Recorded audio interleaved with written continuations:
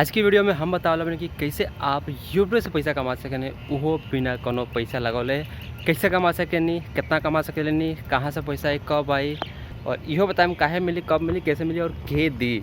और ये जो वीडियो बनाता है दुनिया का सबसे बड़का cricket stadium Narendra Modi stadium Motera Ahmedabad से बनता। हम बने जगह और अपना साइकिल के संग घूमे रहनी और सोचनी कि यही से काहे ना वीडियो बनाई लाइव। तो आज के वीडियो में यह बताएं कि यूट्यूब से कैसे आप पैसा कमा सकते हैं। हम वह चीज़ बताने जौन चीज़ हम खुद करें नहीं, मतलब कि हम खुद यूट्यूब से पैसा कमानी और पिछला 7 साल के एक्सपीरियंस बा हमारा यूट्यूब पर वीडियो बनावला के।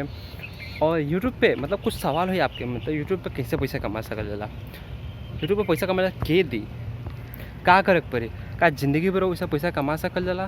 तो एक जवाब बा हम दे दी, हाँ ज़िंदगी भर आप यूट्यूब पे पैसा कमा सकेनी।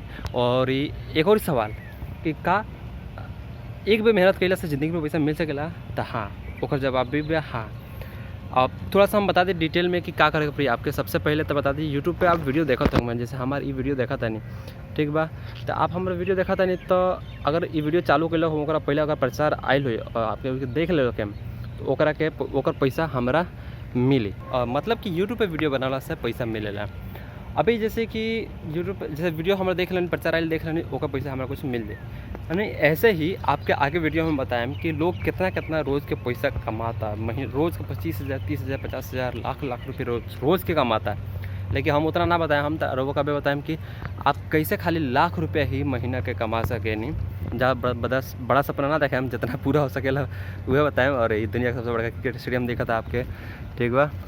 तो देखिए का करे पड़ी, के कमा सकेला। एगो क्वेश्चन बा के पैसा कमा सकेला, केहू भी पैसा कमा सकेला। अगर आप एगो स्टूडेंट है, मतलब पढ़ाई करता नहीं, चाहे घर में लड़का है, चाहे घर बैठे बानी, चाहे आप कौन औरत हैं, चाहे लड़की हैं, गाँव में बानी, घर में बानी, कुछ मतलब कुछ काम नहीं कर पाता, आप आराम से पैसा कमा सकेनी।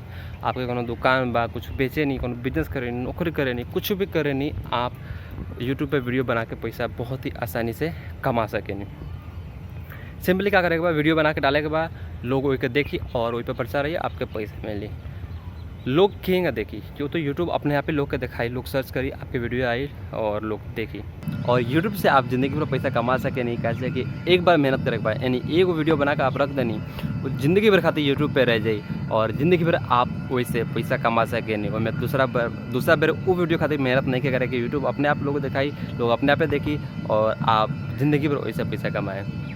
एक और सवाल कि आपके कि वीडियो का बना सकल जाला, जैसे कि हम बहुत सारा चैनल बा जैसे ब्लॉगिंग भी करे नहीं, मतलब कि हम अपन शहर की ज़िंदगी बतावे नहीं, वो अपन भाषा भोजपुरी में, भले हम शहर में रहे नहीं लेकिन शहर की ज़िंदगी वो भी अपन भाषा भोजपुरी में बतावे नहीं। तो वो भी चीज़ आप कर सकें, गाँव में रह के गाँव की ज़िंदगी दिखा सकें, नहीं कोनो सामान बेचे नहीं, ठीक बा, तो ओकरो बता सकें कि हाँ हम सामान किंग आदमी आवेला, कैसे कैसे लोग आवेला, खाना बनावे वाला खाना बना सके, खेती करे के बता सकें, सब्जी उगावे, रोपे के, धान बोए के, गेहूँ बोए के, फसल उगावे के, ऑनलाइन कुछ पैसा कमाए के, जैसे कोनो 10वीं 12वीं का लड़का बड़ा पढ़ावे के, यूपीएससी के पढ़ावे के, या कोनो भी ट्यूटोरियल वीडियो आप बना सकें बहुत ही आसानी से। आपने यह मोबाइल से बना के आप बढ़िया अच्छा खासा पैसा कमा सकें।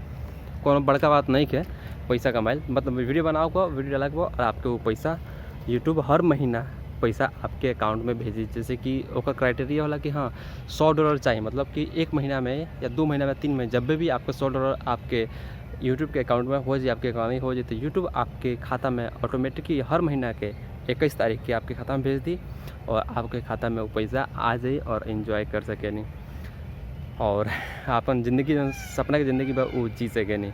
लेकिन मोर बोला तरसन, एक पीछे पूरा जंगल बाटे, तो अभी मोर बोलता तरसन। अभी हम चलता नहीं और फिर से घूम जाए है ना, ठीक बात है। ये चीज़ रहा जन यूट्यूब बा गूगल का, गूगल ही यूट्यूब के खरीद ले रहे 2005 में। उसके बाद खुद करेला और खुद पैसा कमाला और लोग के भी मौका देला कि लोग खुद पैसा कमाए। तो हमारा आशा बा कि हम जो जानकारी दे रहे बने वो आपके समझ में आ गए हो कि अगर आपके कोई भी सवाल बाटे और अपन भाषा भोजपुरी में इंटरनेट से पैसा कमाए सीखल चाहता नहीं, तो आप वीडियो को कमेंट बॉक्स में जाकर कमेंट करी, वीडियो पसंद है वीडियो को लाइक कर दी और ये तरह का और भी वीडियो देखे खातिर चैनल के अबे कभी सब्सक्राइब कर ली, जैसे कि आप अपन भाषा भोजपुरी में सीख सकी कि इंटरनेट से बिना पैसा लगावे अपना मोबाइल से पैसा कैसे कमा सकें, वो भी बहुत आसानी से, वो अपन भाषा भोजपुरी में। Thank you. ई रहला दुनिया के सबसे बड़का cricket stadium Narendra Modi stadium. और ई बाने हम अपने साइकिल से पैदल पैदल चलतानी।